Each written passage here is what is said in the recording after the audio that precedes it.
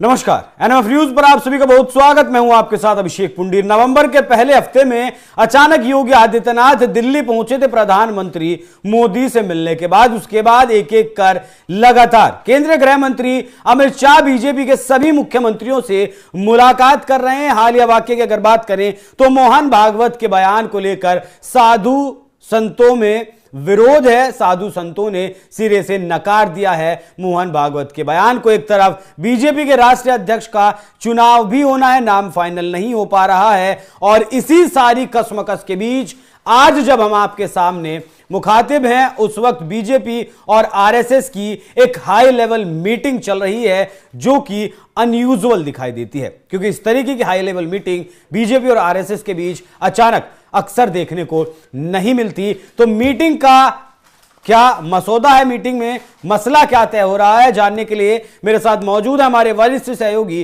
Pankaj Prasoon. Sir, बहुत बहुत स्वागत। यह अनयूजुअल मीटिंग क्यों अचानक?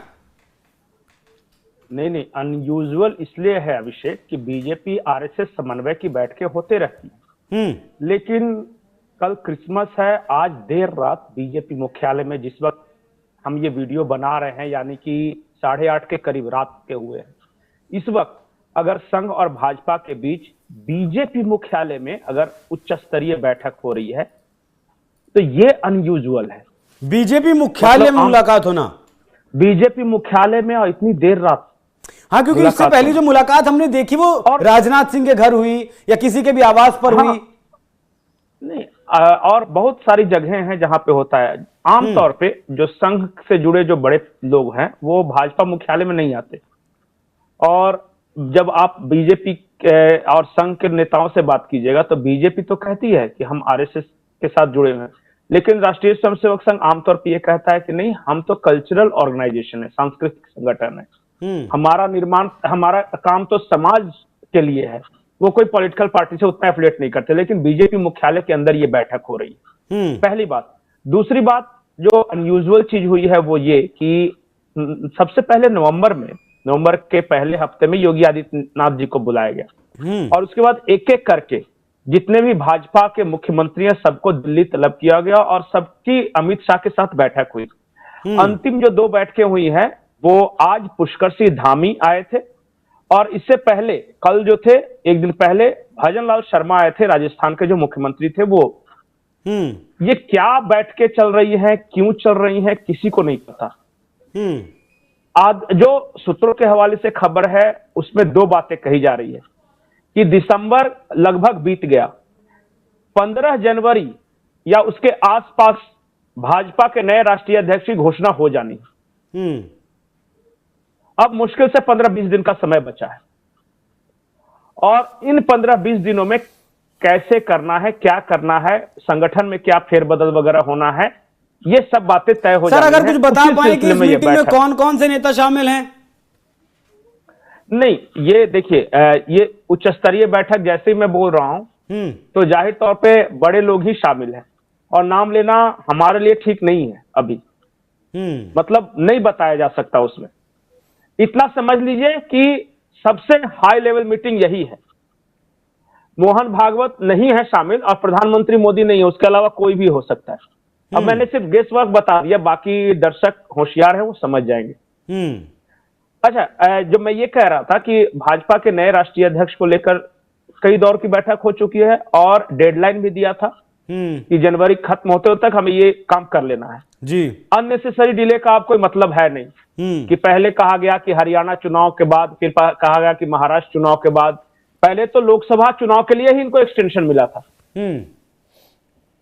एक तो ये बात है कि राष्ट्रीय अध्यक्ष को लेकर। दूसरा, मीटिंग के कोर में जो बातें रहने की संभावना है, जिसको मैं गेस कर पा रहा हूं, मोहन भागवत का बयान बहुत जरूरी। नहीं, सरसंघ चालक जो होते थे, जो हम लोग बचपन में जिस संघ को जानते थे, वहां पे एक दशहरा जो संघ का स्थापना दिवस है, उस दिन उनका उद्बोधन होता था, और एक तृतीय वर्ष प्रशिक्षण शिविर जब समाप्त होता था तब उनका उद्बोधन होता था, और उन्हीं 2 उद्बोधनों के आधार पर सालों भर मंथन चलता रहता था। अब हम क्या देख रहे हैं नए दौर में, हर दूसरे तीसरे दिन हर किसी न किसी मसले पर बयानबाजी हो रही है, और वो कवरेज उसको मिल रहा है, व्यापक कवरेज मिल रहा है मीडिया में भी। और क्या हो रहा है इससे, मतलब कि ओवर एक्सपोजर या फिर जो कह रहे हैं ना कि संघ की जो कार्यशैली है वो प्रभावित हो रही है। मुझे नहीं लगता कि मोहन भागवत जी ने एक बार जो बात बोल दिया बार बार उसी बात को रिपीट करने की आवश्यकता है। मैं व्यक्तिगत तौर पे बोल रहा हूं, अगर आपने 1.5 साल पहले ये बात बोल दी है जी और फिर बोल रहे हैं तो इसका मतलब क्या, जो पहली बार बोला था लोगों के समझ में नहीं आई? जी, जरूरत क्या है हर दूसरे तीसरे दिन इसी तरह के विषय को छेड़ना? मैं आरएसएस के सीनियर जो है प्रचारक रह चुके हैं, वो उनसे बातचीत कर रहा था इस दिन में। उन्होंने एक बहुत महत्वपूर्ण बात बोली। उन्होंने ये कहा कि बांग्लादेश में हजारों हिंदुओं का कत्लेआम हुआ।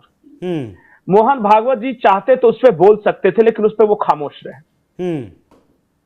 बांग्लादेश मतलब, मैं संघ के जो वरिष्ठ प्रचारक हैं वो ऐसे ही इन्फॉर्म में मेरी बातचीत हो रही थी, तो उन्होंने कहा कि बांग्लादेश में हिंदुओं के साथ इतना बड़ा जिनोसाइड हुआ है और हाँ, संघ प्रमुख का कोई बयान नहीं आया।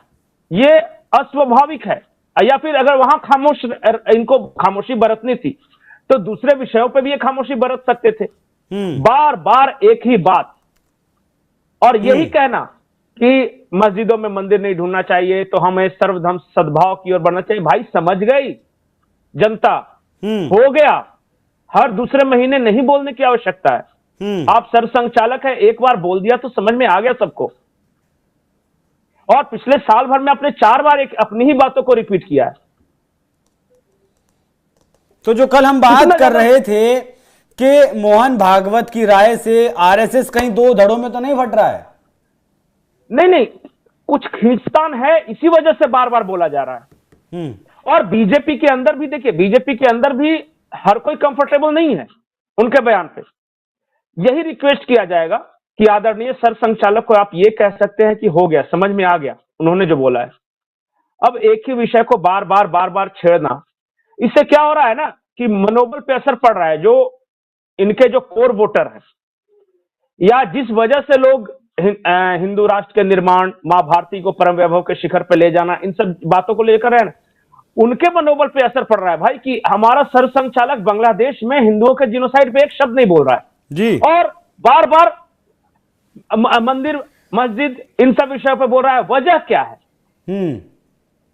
स्पष्ट कर देना चाहिए ना। देखिए, बहुत सारी बातें संघ में ऐसी होती है ना जो आपको मीडिया में नहीं बताई जाएगी या बोला नहीं जाएगा, लेकिन ऐसा नहीं है कि वहां पे आपस में मनभेद नहीं होता, मतभेद नहीं होता। पंकज जी, अगर मैं इस मीटिंग का एक लब्बो लुबाब आपसे कंक्लूडिंग कमेंट चाहूं तो वो दे दीजिएगा एक। देखिए, 2 चीजें हो सकती है कि बीजेपी शीर्ष नेतृत्व के द्वारा ये अपील की गई होगी कि मोहन राव भागवत जी से बोल दीजिए कि हो गया, हमारी समझ में आ गया वो बात। उसी चीज को बार बार करके मीडिया में कवरेज न ले, और उसके कारण क्या हो रहा है कि एक अलग सा द्वंद्व हो रहा है, साधु संत समाज अलग है ऐसे माहौल में, जबकि हम अंबेडकर के नाम पे घिरे हुए हैं, डीप स्टेट से घिरे हुए हैं, कांग्रेस का आप कृत्य देख ही रहे हैं, सरकार को चारों तरफ से घेरने की कोशिश हो रही है, तो 3 तरफ से तो घेर ही रहे हैं। एक फ्रंट जो बचा है उसको ना विपक्ष के हाथ में दें। नहीं, हाँ, और आप मत कम से कम घेरिए, ठीक है। और अगर आपकी कोई नाराजगी है मौजूदा सरकार से जी, तो बहुत सारे मंच है, समन्वय बैठ के हैं, आप बता सकते हैं, ऐसा कुछ नहीं है। मोहन भागवत अभी चाहे तो फोन करके मोदी जी से बात कर सकते हैं, ठीक है। उसके लिए किसी अलग अलग मंच की जरूरत नहीं। हाँ, अगर बात कुछ दूसरी है तो इसे भी सुलझाया जा सकता है। और दूसरी बात रही बात राष्ट्रीय अध्यक्ष की, राष्ट्रीय अध्यक्ष का मोटा मोटी फैसला हो गया। मैं अपने दर्शकों के लिए बता रहा हूं, नाम तय हो गया है, बाहर आना बाकी है। अब उसमें कोई भी नहीं, वो नाम जब निश्चित समय पे बता दिया जाएगा। हाँ, मतलब तय हो गया, बाहर आना बाकी है, हमें और आपको पता लगना बाकी है। चलिए, नहीं, नड्डा जी को बता दिया गया है। ठीक है, बहुत बहुत धन्यवाद पंकज जी। बाकी इस हाई लेवल मीटिंग से जुड़ी हुई जो भी कुछ जानकारी होगी मैं आपसे अब तक सबसे पहले पहुंचाते रहेंगे। इस पूरी खबर पर क्या कुछ आपकी राय कमेंट कर जरूर बताएं। धन्यवाद।